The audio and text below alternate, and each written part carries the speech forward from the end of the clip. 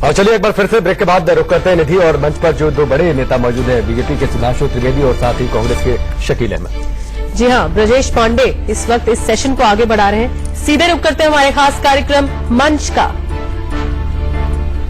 हमारे साथ बीजेपी के राष्ट्रीय प्रवक्ता सुधांशु त्रिवेदी जी और कांग्रेस के वरिष्ठ नेता शकील अहमद जी हैं।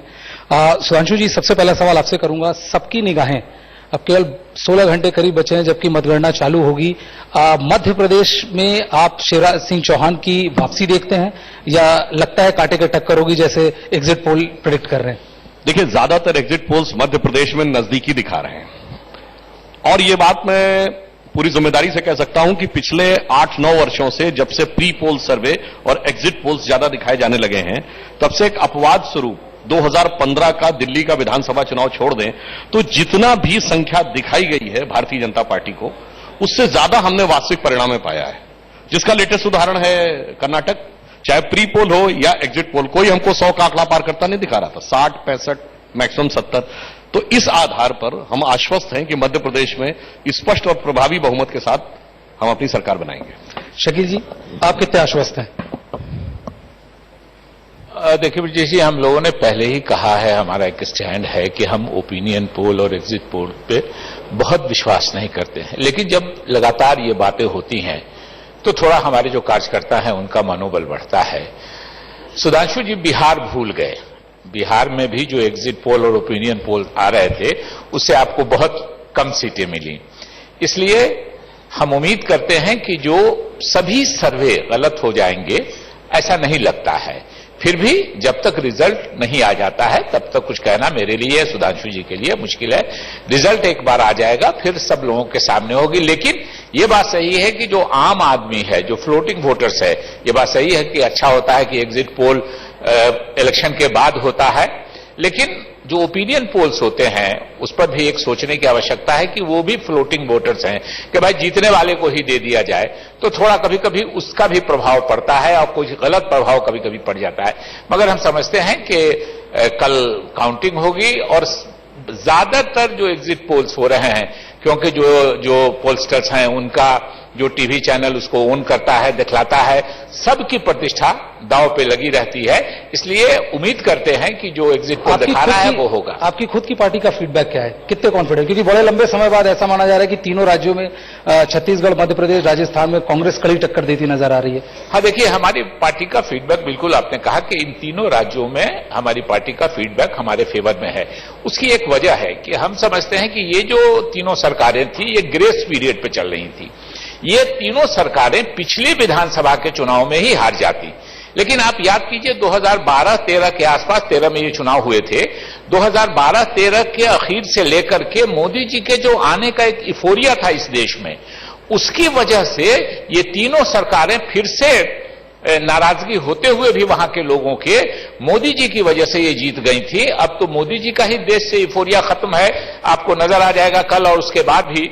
तो उसकी वजह से भी अगर उन लोगों ने कुछ अच्छा भी काम किया होगा तो मोदी जी से जो निराशा है इस देश के लोगों को, उसकी वजह से भी ये तीनों सरकारें हारेंगी। सुधांशु जी, तीनों राज्यों में सरकार ग्रेस पीरियड पे चल रही थी, मोदी यूफोरिया में जीती। देखिए, मैं इस बात पे आदरणीय शकील जी से पूरी तरह मतभेद रखूंगा। यदि 2/3 बहुमत हमें मध्य प्रदेश में मिला और 3/4 बहुमत राजस्थान में मिला तो ये विरोध के बावजूद यूफोरिया की वजह से मिल गया, ये बात थोड़ी तर्कसंगत नहीं लगती। हाँ, उस कारण से, उस लहर से वो वृद्धि हो गई हो, यह बात तो समझ में आती है। और वैसे जहां तक आपने कहा कि मोदी जी का यूफोरिया समाप्त हो चुका है, तो भाई मोदी जी के यूफोरिया का मरसिया 1 दर्जन बार पढ़ा जा चुका है पिछले 4 साल में। और कई हमारे राजनीतिक विरोधियों के मन में इतना अगाध उत्साह और उत्कंठा रहती है ये सिद्ध करने में कि मोदी जी की लहर कम हो रही है। और आप हकीकत देखिए, अभी तक जितने भी सर्वेक्षण आए, राष्ट्रीय सर्वेक्षणों की बात कर रहा हूं, इन 3 चुनावों के नहीं, सब में मोदी जी कम से कम 55-56% और कुछ में 65-66% लोगों की प्रधानमंत्री के रूप में पहली पसंद बने हुए हैं। तो मेरे विचार से वो विषय अपनी जगह। हां, ये मैं कहना चाहूंगा कि यदि मध्य प्रदेश और छत्तीसगढ़ में 15-15 साल के बाद भी हम मजबूती के साथ खड़े हैं, सर्वे के हिसाब से, हमारे हिसाब से हम जीत रहे हैं, तो आप ये समझ लीजिए कि पिछले 50 साल से भारत की राजनीति में, यानी पहले 20 साल छोड़ दीजिए जब कांग्रेस ने कंटिन्यूअस राज किया था, 15 साल से ऊपर शासन करने वाली 2 ही उदाहरण हैं, एक गुजरात और एक पश्चिम बंगाल। तो अगर चौथे टर्म में भी हम इतनी मजबूती से हैं तो यह कहना कि हमने अच्छे काम नहीं किए थे, प्रभावी काम नहीं किए थे, उसके बाद भी जनता हमको लगातार 3 बार जिताई, तो मुझे ये बात युक्तिसंगत नहीं लगती। हकीकत यह शिवराज सिंह चौहान जी की सरकार ने जिस प्रकार के जन कल्याणकारी काम किए हैं वो भारत के इतिहास में अभूतपूर्व है। शकील जी, इनका कहना है 4 साल में मोदी यूफोरिया खत्म होने का मर्सिया कई बार पढ़ा जा चुका है। क्या लगता है आपको कि ये 2018 का जो सो कॉल्ड सेमीफाइनल है ये 2019 में किसी प्रकार का भी इंपैक्ट रखेगा? क्योंकि तब लड़ाई सीधे नरेंद्र मोदी वर्सेस राहुल गांधी हो सकती है। देखिए, बात सिंक इन करते करते ये बात सही है, हमको इस बात से इनकार नहीं है कि 2014 में देश में हमारे खिलाफ माहौल था, मोदी जी के पक्ष में माहौल था, ये इफोरिया था पूरा, एक तरह क्रिएट भी किया गया था कि हम में गड़बड़ियां हैं और मोदी जी आके सारी समस्याओं का समाधान कर देंगे। ये एक तरह से एक नैरेटिव क्रिएट किया गया था उस इलेक्शन में। लेकिन उस नैरेटिव को आप काउंटर नहीं कर पाए। उसको उस समय नहीं कर पाए क्योंकि हमसे लोगों का हमारी उतनी अच्छी इमेज नहीं थी। जो दुष्प्रचार हुआ था हमारे खिलाफ, हमने जब इलेक्शन 2014 के बाद अपने वर्किंग कमेटी में ये प्रस्ताव हार का एक तरह से स्वीकार की हार, उसमें हमने लिखा कि हमारी 2 कमियां रही। एक तो हम अपने अचीवमेंट ठीक से लोगों के सामने रख नहीं सके और जो हम पर एलिगेशंस लगे उनको हम स्ट्रांगली रिबर्ट नहीं कर सके। हम स्वीकार करते हैं, लेकिन इन 4 साढ़े 4 सालों में जो देश की स्थिति हुई है ये हमको, आपको, सबको मालूम है। और एक बात बड़ी बहादुरी की है जिसके मोदी जी की मैं बड़ी प्रशंसा करता हूं। जिस हवाई जहाज पे वो चढ़ते हैं प्रधानमंत्री, वो भी कांग्रेस के समय में ही एक्वायर किया गया था। जिस हवाई अड्डे से उड़ते हैं वो भी कांग्रेस के समय में बना था। जिस हवाई अड्डे पे उतरते हैं वो भी कांग्रेस के समय में बना था। जो लॉन्गेस्ट टनल का और लॉन्गेस्ट ब्रिज का जो उद्घाटन करते हैं वो भी कांग्रेस के समय में बना था। मगर मोदी जी की विशेषता है कि इतना कांग्रेस के समय की सुविधा लेने के बाद कहते हैं कि 60 साल में इस देश में कुछ नहीं हुआ।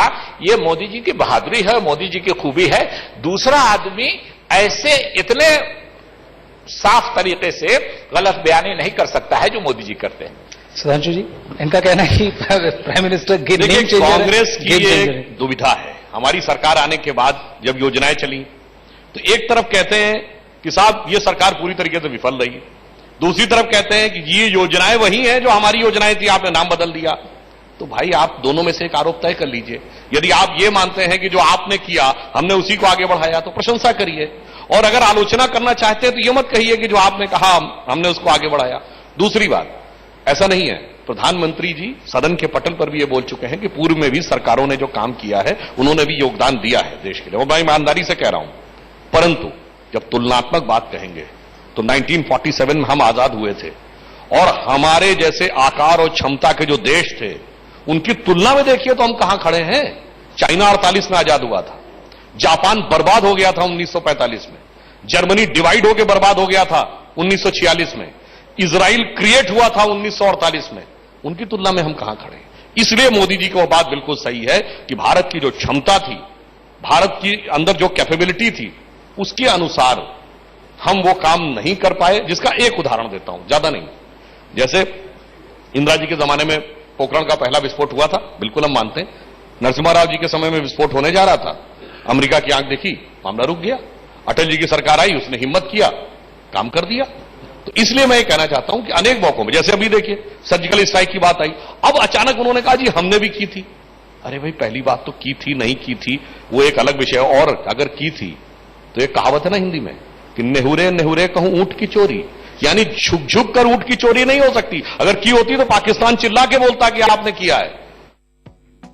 बड़ी खबर के प्रस्तुत करता है पतंजलि केश कांति, बालों का हेल्थ इंश्योरेंस, बालों का रुक करते हैं जहां पर सुधांशु त्रिवेदी और शकील अहमद आमने सामने हैं। जी हाँ, ये बातचीत जारी है। सीधे रुक करेंगे मंच का।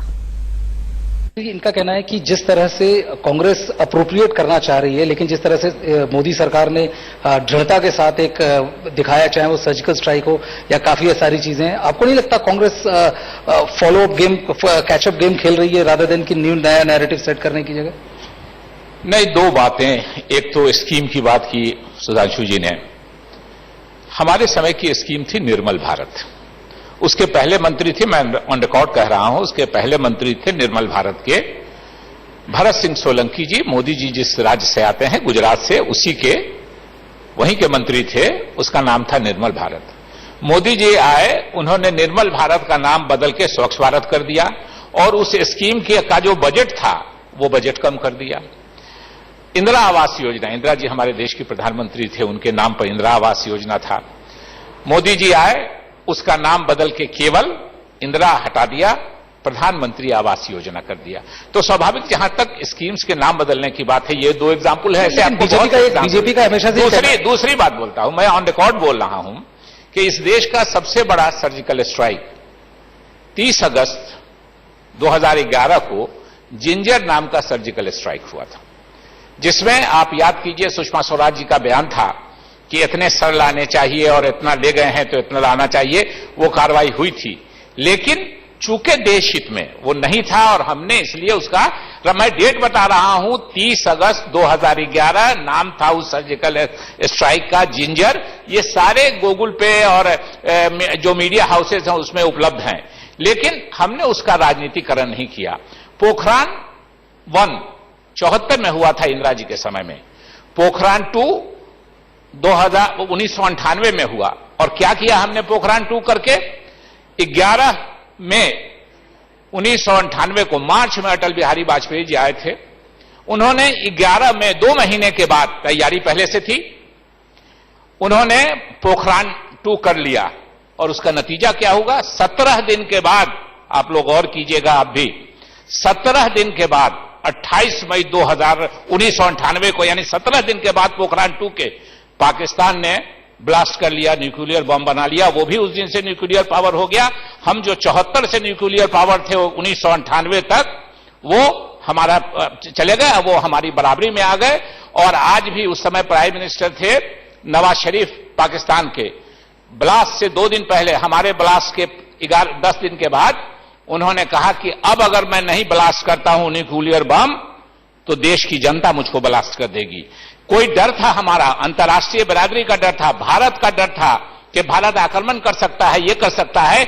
इसलिए 24 सालों तक, 74 से लेके 98 तक पाकिस्तान की हिम्मत नहीं हुई न्यूक्लियर ब्लास्ट करने की। और अटल बिहारी वाजपेयी भारतीय जनता पार्टी की सरकार के ब्लास्ट करने के 17 दिनों के बाद 11 मई, मैं डेट बता रहा हूं आपको, 11 मई 1998 को हमने ब्लास्ट किया सेकंड पोखरान, और 17 दिन के बाद 28 मई को पाकिस्तान ने ब्लास्ट कर दिया। सुधांशु जी, एक कांग्रेस का और विपक्ष का लगातार आरोप है कि भाजपा सर्जिकल स्ट्राइक और ऐसे मुद्दों का राजनीतिकरण कर रही है। देखिए, मैं दोनों बातों का जवाब देता हूं। पहली बात, आपने कहा सर्जिकल स्ट्राइक हुई, आपके जमाने में हुआ, तो हमने तो यही कहा ना कि और करना चाहिए था। हमारे एक नेता का बयान बताइए जिसने कभी इस ढंग का बयान दिया हो कि सर्जिकल स्ट्राइक है, सबूत दीजिए, खून की दलाली वगैरह वगैरह।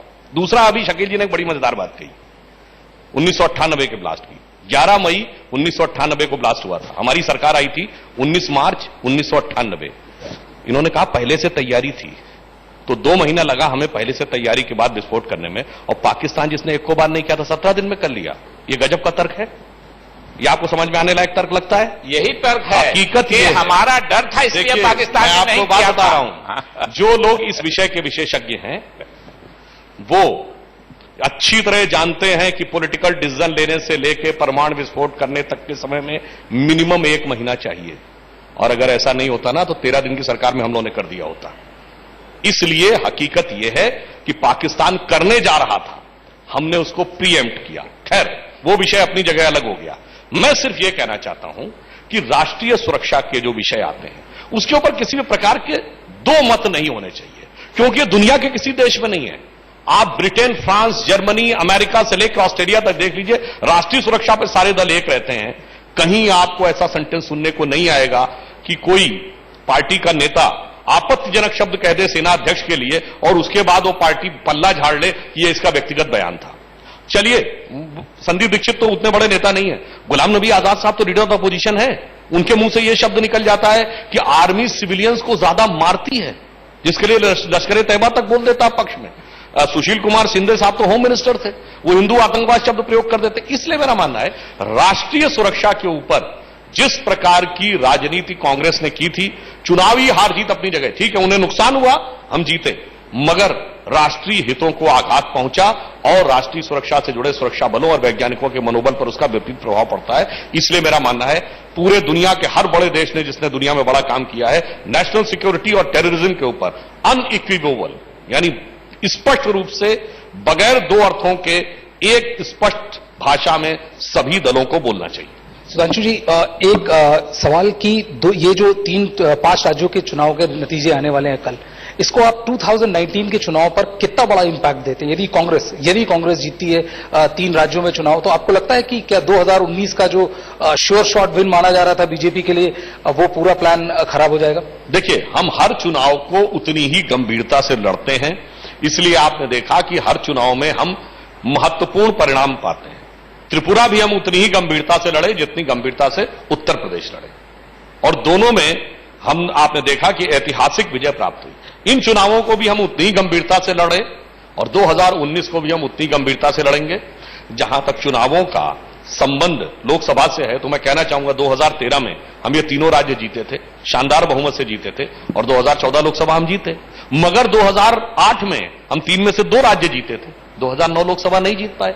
2003 में हम ये तीनों राज्य शानदार तरीके से जीते थे और 2004 लोकसभा नहीं जीत पाए। तो मैं ये मानता हूं, मैं ये कहना चाहता हूं कि देश की जनता बहुत समझदार है और वह अच्छी तरह समझती है कि हमें विधानसभा में दूसरा अभी और कह रहा हूं, उपचुनाव में कैसे वोट करना है, विधानसभा में कैसे वोट करना है और लोकसभा के आम चुनाव में कैसे वोट करना है। जैसे उपचुनावों की जीत के लिए कांग्रेस के लोग बहुत बात कहते हैं, हम याद दिलाना चाहते हैं 2014 की जीत के बाद उत्तर प्रदेश में 14 विधानसभा के उपचुनाव हुए जिसमें हम सिर्फ 4 जीत पाए थे, मगर जब विधानसभा के आम चुनाव हुए तो क्या हुआ, 325 सीटें आई। इसलिए देश की जनता समझदार है और वो किस चुनाव में कैसे वोट करना अच्छी तरह समझती है। शकील जी, कांग्रेस एक तरह से अस्तित्व की लड़ाई लड़ रही है, कभी भी पॉलिटिकली इतनी बैकफुट पे कांग्रेस नहीं रही। आपको क्या लगता है इन 3 राज्यों के चुनाव, जो 5 राज्यों के नतीजे आएंगे, ये 2019 पे का खासा असर डालेंगे कि आप इसे भी इंसुलेट करके देखते हैं? नहीं, देखिए 2 बातें। एक तो उन्होंने सर्जिकल स्ट्राइक की बात की। आपको याद होगा कि पाकिस्तान जब टकराया हमसे तो पाकिस्तान के 2 टुकड़े हुए। 95,000 से ज्यादा पाकिस्तान की फौजों ने रिटन सरेंडर किया भारत के सामने। यह दुनिया के इतिहास में इसकी मिसाल कम बनती है। लेकिन यह सर्जिकल स्ट्राइक का ज्यादा नाम लेके उसको छुपाने की कोशिश में कि हमको तो यही है, हम तो यही दिखला सकते हैं। हम लोगों ने कभी राष्ट्रीय सम्मान पर कभी समझौता नहीं किया, और जो एक तरह से आतंकवाद की घटनाओं में कहते हैं कि इस डिफेंस में मतलब सुरक्षा के लिए और देश हित में नहीं करना चाहिए। आप याद कीजिए, मुंबई पर, मैं गृह राज्य मंत्री था उस समय, मुंबई पर आक्रमण हुए थे। मैं मानता हूं कि वो देश पे हमारे आक्रमण था 26 नवंबर 2008 को, और अभी इनकाउंटर अंदर हो रहा है। हमारे पुलिस पैरामिलिट्री फोर्सेस के लोग, एनएसजी के लोग अंदर हैं होटल के, ताज होटल के, और बाहर आज के प्रधानमंत्री नरेंद्र मोदी जी पैसा लेकर के और माइक वाले को बाइट दे रहे हैं, टीवी वाले को, कि ये गलत हो रहा है, फला हो रहा है। हम लोगों ने कभी राजनीति नहीं की देश की सुरक्षा पर, उन्होंने किया। जहां तक चुनाव की बात है, सुधांशु जी को एक बात याद दिला देते हैं कि अभी तक 26 लोकसभा के चुनाव हुए हैं 2014 के बाद। 26 में से 21 ये हार गए हैं, और 10 ऐसी सीटें हारे हैं लोकसभा की जो भारतीय जनता पार्टी की सीट थी। तो स्वाभाविक रूप से चुनाव का असर पड़ता है। हम राष्ट्रीय पार्टी हैं, हम भी और ये भी, भारतीय जनता पार्टी भी, तो स्वाभाविक रूप से हमारा कैडर देश के हर कॉर्नर में है, इनका कुछ नहीं है हमारा तो। और एक बात बता देते हैं कि आपका कहना है कि कांग्रेस अब एक रीजनल पार्टी से बेहतर कुछ नहीं है। देखिए, एक बात बताते हैं कि पिछले बार हमको सबसे कम हमारे इतिहास में सीट मिला, 44 सीट मिली ही हमको। अब हम बढ़ के हो गए हैं 50 से ज्यादा, ये घट गए हैं, 272 से भी घट गए हैं, 282 से शुरू किया था, ये घट गए हैं। लेकिन पिछले बार भी 11 करोड़ वोट हमको मिला था, पूरे देश में 11 करोड़ वोट। बहुत दुनिया के बहुत से देशों की उतनी आबादी नहीं है, इसलिए ये कहना कि कांग्रेस समाप्त हो गई है, कोई ख्वाब देख रहे हैं। और जिस हिसाब से कांग्रेस के तरफ लोगों का रुझान, जैसे जैसे निराशा मोदी जी से बढ़ रही है, वैसे वैसे लोगों का, क्योंकि हम अल्टरनेटिव हैं, लोगों का झुका स्टेट स्पेसिफिक हम समझौता करते हैं, करेंगे। इनका भी समझौता है बहुत सी पार्टियों से।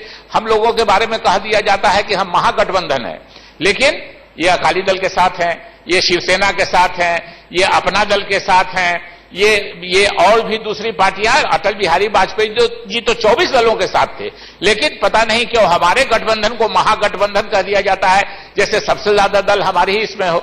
इसलिए एक बात सही है कि जैसे जैसे इनसे निराशा बढ़ेगी वैसे वैसे लोग हमारी तरफ आएंगे, इसलिए कि एक ऑल्टरनेटिव सिस्टम है। हमसे निराश होकर लोग इनकी तरफ गए थे, हम इस बात को स्वीकार करते हैं, लेकिन इस 4 साल में जो लोगों को निराशा हुई है, लोग लौट के आना कांग्रेस की तरफ शुरू कर चुके हैं। इनका ये कहना है कि कैसे 11 करोड़ जो कई मुल्कों की देखिए, आपने जो बात कही, मैं 3 बातों का उत्तर देता। आपने कहा कि आपने कभी देश स्वाभिमान साथ समझौता नहीं किया, 71 का युद्ध और आज की राजनीतिक परिस्थिति महागठबंधन, आपने समझौता नहीं किया। एक ही पंक्ति कहना चाहूंगा, आपके ही दोनों पूर्व प्रधानमंत्रियों पे, देश के पहले जो 2 प्रधानमंत्री थे उन पे लागू होती है। चीन छीन देश का गुलाब ले गया, ताशकंद में वतन का लाल सो गया, ये सुलह की शक्ल को संवारते रहे, जीतने के बाद बाजी हारते रहे। ये तो इनकी ये हकीकत है। दूसरी बात, सन 71 का युद्ध था। अरे आप तो खुद कहते हैं, आप लोग कहते हैं अटल जी ने भूरी भूरी प्रशंसा की थी, पूरा श्रेय हमने इंदिरा जी को दिया था। हमने ये नहीं कहा था कि जो पैराट्रूपर्स को लीड कर रहे थे ढाका में general J Jacob, chief of the eastern command general Jagjit Singh Arora and chief of the Indian arm forces general Sam Manekshaw की जीत थी। तब तो आपने कहा इंदिरा जी की जीत थी। और यहां तो डीजीएमओ ने प्रेस कॉन्फ्रेंस की तो आप कहते हैं कि जी ये तो भारत सरकार इसको कर रही है। आप कभी भी देख लीजिए, एक भी बयान किसी आज से 67 साल के जनसंघ और भाजपा के इतिहास में किसी भाजपा के नेता ने कभी इस विषय पर नहीं कहा। अब आता हूं महागठबंधन पे। आपने अच्छा सवाल किया कि महागठबंधन को महागठबंधन क्यों कहा जा रहा है। उसका कारण जानते क्या है? ये एक बड़ा विचित्र प्रकार का गठबंधन है। जब अटल जी गठबंधन का नेतृत्व कर रहे थे, आज मोदी जी नेतृत्व कर रहे हैं, तो भारतीय जनता पार्टी सबसे बड़ी पार्टी थी और अटल जी आयु, अनुभव और कद में सबसे बड़े नेता थे और सभी गठबंधन के सहयोगियों ने स्वीकार करते थे। आज एक विडंबना है। यह बात बिल्कुल इनकी बात मैं मानता हूं, इनको 11 करोड़ वोट मिले, सबसे बड़ी पार्टी विपक्षी कांग्रेस है, परंतु उसका नेतृत्व जिसके हाथ में है वो आयु, अनुभव, कद, परिपक्वता में सबसे छोटे हैं। आप कल्पना कर सकते हैं कि शरद पवार जी हों, मायावती जी हों, देवेगौड़ा जी हों, ममता बनर्जी जी हों, कैसे राहुल गांधी जी को अपना नेता मान सकते हैं? तो जैसे महान महान कद के लोग जब एक साथ आके खड़े होंगे तो सब बराबरी पे खड़े होंगे, तो महागठबंधन ही कहलाएगा, वो सामान्य गठबंधन नहीं होगा। और मजेदार बात जानते क्या होगी कि इन सब में, जैसे देखिए कर्नाटक के चुनाव बाद महागठबंधन बना था, और बना कैसे था? कर्नाटक में मुद्दा था कांग्रेस का मुख्यमंत्री, प्रधानमंत्री तो नहीं था। गलती से राहुल जी बोल गए थे कि अगर परिस्थिति बनी तो मैं प्रधानमंत्री बनने को तैयार हूं, और हुआ क्या कि जहां मुख्यमंत्री था वहां उप मुख्यमंत्री के लिए भी तैयार हो गए। यानी एक कहावत होती ना, चले थे चौबे छब्बे बनने, रह गए दूबे बन के। और जिस प्रकार का टेक ऑफ बेंगलोर से हुआ था, वो बेचारा लखनऊ छोड़िए, वो छत्तीसगढ़ पहुंचते पहुंचते मायावती जी अलग हो गई, वो प्लेन बेचारा लैंड करने से पहले ही क्रैश करने लगा। इसलिए मैं कह रहा हूं कि ये जो परिस्थितियां हैं, और आज भी देखिए, आज ही मीटिंग हो रही है, अरे भैया अभी तो एग्जिट पोल के रिजल्ट दिखे और आंखों में ऐसी चमक आ गई कि अभी से ही मजबूत सरकार को हटाकर मजबूर सरकार बनाने के लिए भरपूर जोर लगाने लगे। चमक आ गई कि अभी से ही मजबूत सरकार को हटाकर मजबूर सरकार बनाने के लिए भरपूर जोर लगाने लगे। मतलब जब रात है इतनी मत वाली तो सुबह का आलम क्या होगा? इन कारणों से हम ये कहते हैं, और देश की जनता ये शब्द देती है, हमने नहीं कहा है, आप लोगों ने भी ये बात कही है, महागठबंधन, क्योंकि इतने कद्दावर नेता